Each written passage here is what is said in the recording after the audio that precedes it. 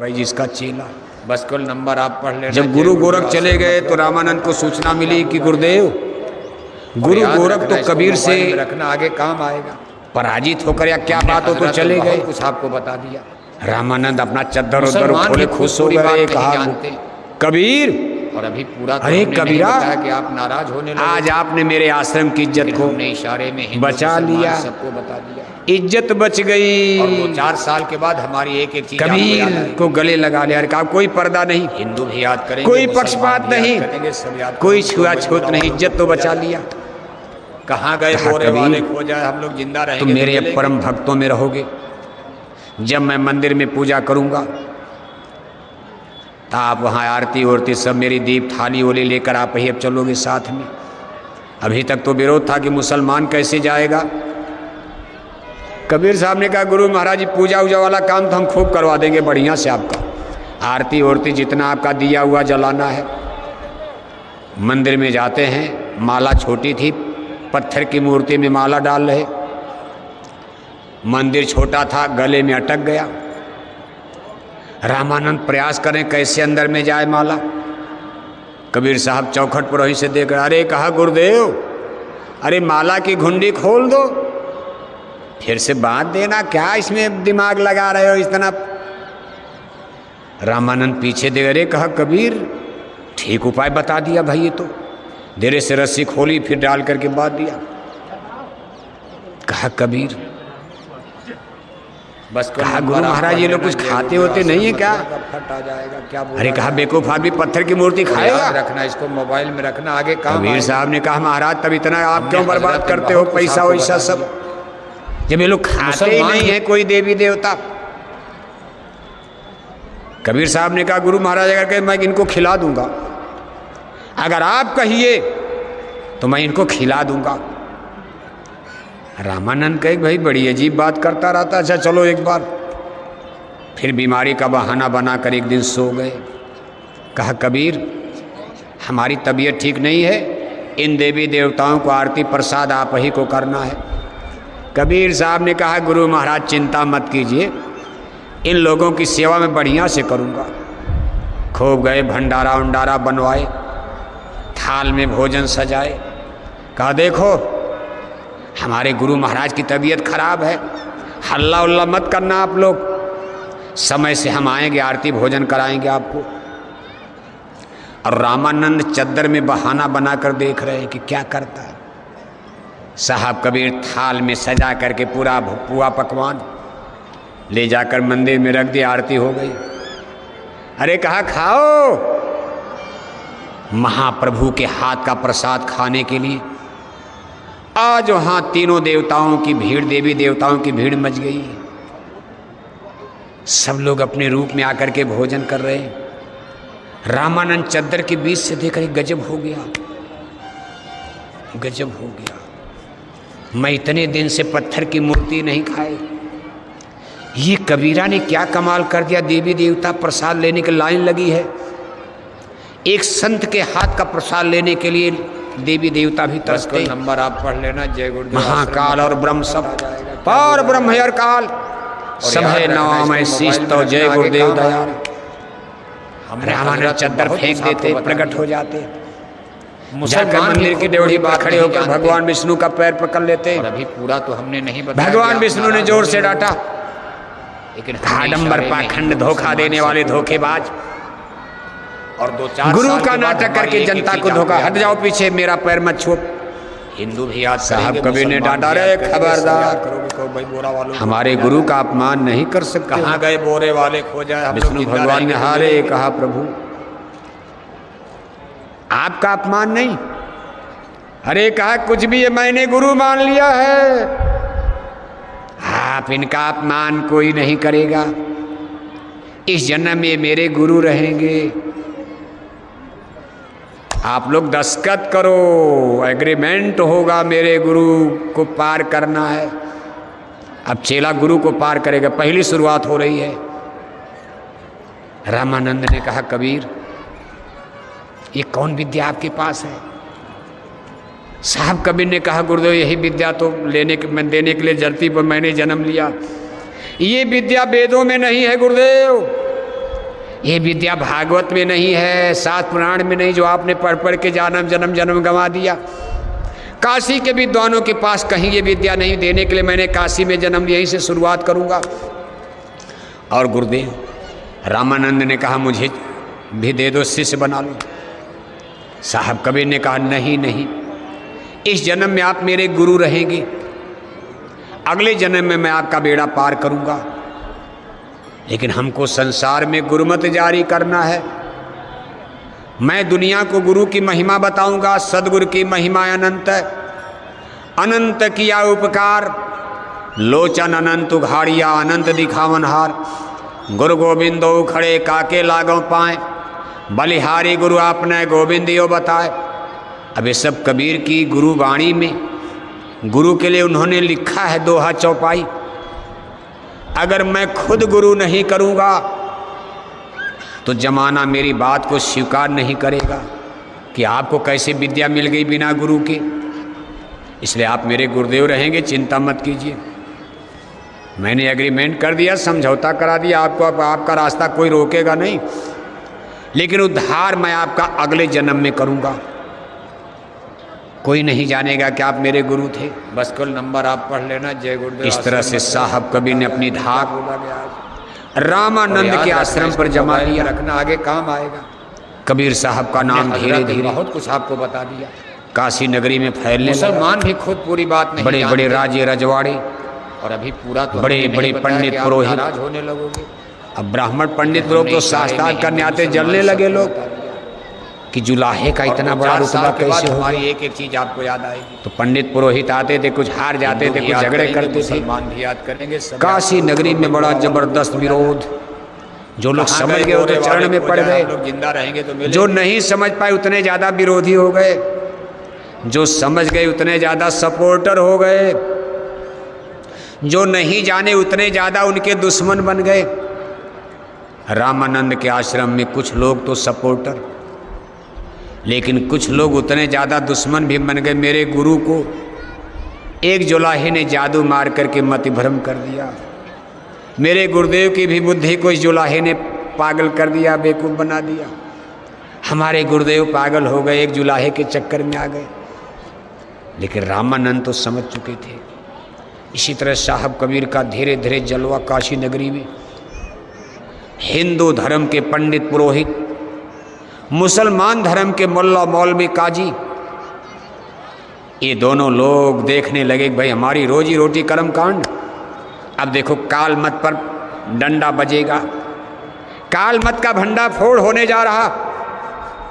और उनका जब ज्ञान काशी में फैला, अब उन्होंने शुरू कर दिया, कहे काशी के विद्वानों, गंगा नहाए कवन्नर तर गए, मेघवा न तरे जे के जल ही में घर है। मामूली बात समझ रहे उस जमाने में। जिस गंगा मैया में हिंदू लोग अपने दादा दादी की जली हुई हड्डी और राख जिस काशी गंगा में डाल करके कहते दादा को मुक्ति मिल जाएगी, आज एक जुलाहा काशी नगरी में डंका बजा रहा कि गंगा नहाए कवन्नर तर गए, मेघवा न तरे जे के जल ही में घर है। कितनी क्रांतिकारी बातें उनकी निकल रही हैं। जमाना मुसलमानों का है, हिंदू धर्म कर्म कांड पर प्रहार हो रहा, काल मत पर, और अभी इस्लाम पर भी प्रहार, सब काल मत पर प्रहार होगा उनका। और इतना जबरदस्त प्रहार, संत डरते हैं किसी से। जब हिंदू धर्म पर प्रहार किया, काशी के मुल्ला मौलवी नवाब तो नहीं बोले, इसके बाद इस्लाम धर्म पर प्रहार कर दिया। कहा कांकड़ पाथर जोड़ के ये मस्जिद लई बनाए, और चार चढ़ मुल्ला बांग दे क्या बहरा हुआ खुदा। कहा कंकड़ पत्थर की मस्जिद बना के चिल्लाते हो अल्लाह अकबर, अरे क्या खुदा भगवान बहरा है। चींटी के पद नूपुर बाध है, सो भी साहब सुनता है। चींटी के पैर में घुघरी नहीं बलकर बद गया तो भी भगवान सुन लेता। ए मुसलमानों, तुम इतने अंधविश्वासी हो गए, अपने अल्लाह ताला खुदा रब्बुल आलमीन को तुम बहरा समझते हो। किसको चिल्लाकर बुलाते हो कंकड़ पत्थर खड़े होकर। इसके बाद उन्होंने कहा मुसलमान का पीर अवलिया। मामूली प्रहार किया है, राज मुसलमानों का है, मुसलमान की पीर अवलिया। मुर्गी मुर्गा खावें और खाला केरी बेटी ब्याहें, घर में करें सगाई, इन दोनों राह न पाई। दोनों माने हिंदू मुसलमान। काशी में भी ईसाई तो थे नहीं, सिख धर्म अभी बना नहीं था। हिंदू मुसलमान दो समस्या काशी में खड़ी है। बौद्ध धर्म का पतन हो चुका था, इस्लाम के आने के बाद बौद्ध धर्म का पतन, फिर वैदिक धर्म, हिंदू मुसलमान। साहब कबीर कहते भाई हिंदू अपनी करे बड़ाई, गागर छुए न दे, बेश्या के पावन तय सोए। ये देखो हिंदू आई, ये हिंदू अपने को ऊंचा मानते। इनके घर में कुत्ता दिन भर टट्टी खाता, इनकी थाली को चाटता है। ये हिंदू लोग थाली को धोकर भोजन करते, एक आदमी होकर इनकी थाली को हाथ से छू देता है, ये अपने घड़े को फोड़ देते हैं, अशुद्ध हो गया। और कुत्ता थाली चाट दिया, उसमें भोजन करते।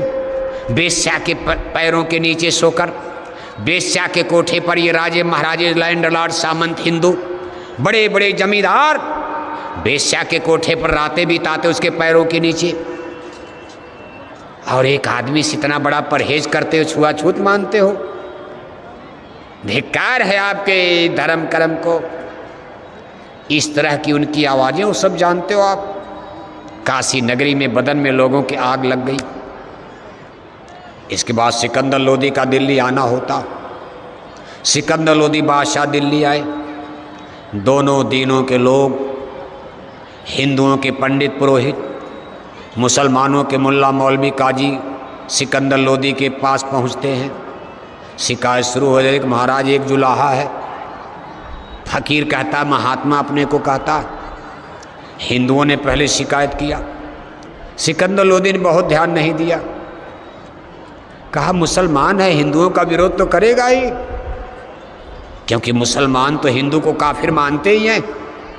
सिकंदर लोदी ये सब लोग तो खुद ही इतना बड़ा उन्होंने जुर्म किया है। सिकंदर लोदी ने बहुत ध्यान नहीं दिया। लेकिन जब काजी मुल्ला मौलवियों ने कहा हुजूर, वो हमारे खुदा की राह में भी गुस्ताखी करता, मुसलमान होकर, जुलाहा होकर कहता है कि कांकड़ पाथर जोड़ के मस्जिद नहीं बनाए। अल्लाह ताला रब्बुल आलमीन का दीन ईमान इस्लाम पर भी अंगुली उठाता। तब सिकंदर लोदी की आंखें लाल गुस्से में। कहा पकड़ कर ले आओ मेरे दरबार में, कल दरबार लगेगा। साहब कबीर को पकड़वा करके लाया गया। सिकंदर लोदी ने रस्से में बंधवा दिया, हाथों में हथकड़ी, पैरों में बेड़ी लगा दी गई, मतवाले हाथी के सामने डाल दिया गया। देख करके ताज्जुब हो गया कि हाथी उनके चरणों को चाटने लगता। साहब कबीर के पास पहुंचकर हाथी, दुर्दांत भयंकर हाथी, साहब कबीर के ताल्लुक अपने सूंड से चाट रहा है और ऐसे सर झुका दिया। सिकंदर लोदी ने कहा भाई ये तो हमने कहा मारो, हाथी मारेगा, पिलवान करा नहीं, पैर रखो, इस आदमी को मार डालो। हाथी आगे नहीं बढ़ रहा, उनके ताल्लुक को चाट रहा है। सिकंदर लोदी ने कहा भाई ये क्या तमाशा, विद्वानों से, मुल्ला मौलवियों से करे भाई देखो ये क्या जिसकी तुम शिकायत कर रहे थे। हाथी तो इनको मारने के लिए तैयार है, इनके चरण चाट रहा है। तुम लोगों ने कहा महाराज ये कबीर जादू जानते, ये जादू मार दिया हाथी पर, कोई और सजा दो। सिकंदर लोदी ने लोहे की जंजीरों में बांध कर गंगा में फेंकवा दिया, नाव पर बैठा कर बीच गंगा की धारा में फेंकवा दिया। गंगा की लहरों में हथकड़ी टूट जाती, साहब कबीर किनारे आ जाते, फिर खड़े हो गए। अरे कहा भाई ये क्या तमाशा, अरे कहा महाराज और जादू, और कड़ी सजा दो। बहुत लकड़ी, कई कुंतल लकड़ी, उस पर ज्वलनशील तेज पदार्थ डालकर, ऊपर लकड़ी नीचे लकड़ी, कबीर साहब को बांध करके और लकड़ी में डाल करके आग लगा दी गई। कुंतल की कुंतल लकड़ी जल गई, साहब कबीर के बंधन भी जल गए और उनको खरोच तक नहीं आई थी। और ऐसे उठ करके मुस्कराते, उनके ललाट पर इतना बड़ा तेज जैसे रोशनी उतर रही। सिकंदर लोदी के सामने खड़े हैं। अब सिकंदर लोदी ने कहा ना, अब उल्टा हो गया। सिकंदर लोदी हिंदू पंडित पुजारियों को, मुसलमानों के मुल्ला मौलवियों को डांटने लगे। कहा तुम लोगों ने आज हमसे एक सच्चे फकीर का अपमान करवा दिया। ये जादूगरी है, इतना जादू कौन कर पाएगा? निश्चय ही कोई सच्चे महात्मा फकीर हैं, हमारे द्वारा इतना बड़ा अपमान, हमको माफ करना। सिकंदर लोदी ने बाद में सोने की थाल और उनके गांव के अगल बगल 10-20 गांव का, बनारस के अगल बगल 10 गांव का पट्टा माल गुजारी सिंचाई साहब कबीर के नाम करना चाहा। साहब कबीर ने कहा ना ना ना ना ना, हमको ये नहीं चाहिए, मुझे ये दौलत नहीं चाहिए। सिकंदर लोदी ने कहा हमको अपने चरण में। साहब कबीर ने कहा अगली बार आप अगली बार मिल, अगली बार तो दोबारा मुलाकात नहीं हो पाई। सिकंदर लोदी ने अपील किया था मुझे अपने चरणों में लगा लीजिए, आप सच्चे फकीर हैं, खुदा के बंदे। साहब कबीर ने कहा बादशाह अगली बार मिलना। अगली बार दोबारा सिकंदर लोदी तो जुल्मी अत्याचारी आदमी उधर चले गए। फिर इसके बाद साहब कबीर, जब बादशाह सिकंदर लोदी, वहाँ भी साहब कबीर सफल हो गए। इसके बाद साहब कबीर का डंका काशी नगरी में, मुल्ला मौलवी पंडा पुजारी, अब कौन शिकायत करेगा? हिंदुस्तान के बादशाह सिकंदर लोदी दिल्ली के, वो भी साहब कबीर के चरणों में प्रणाम कर गए, झुक गए, घुटने टेक दिया। अब साहब कबीर का कौन मुकाबला करेगा? हिंदू और मुसलमान धीरे धीरे। इसके बाद उन्होंने लेखन, पढ़े लिखे तो थे नहीं, अब जो मालिक हैं उनको पढ़ने की क्या जरूरत, पूर्ण ज्ञानी हैं। साखी शबद रमैनी और सबसे पहली उनकी एक ज्ञान की किताब जो आगे चल कर के अनुराग सागर, उनके ज़माने में तो किताब बनी नहीं, वो तो बाद में लोगों ने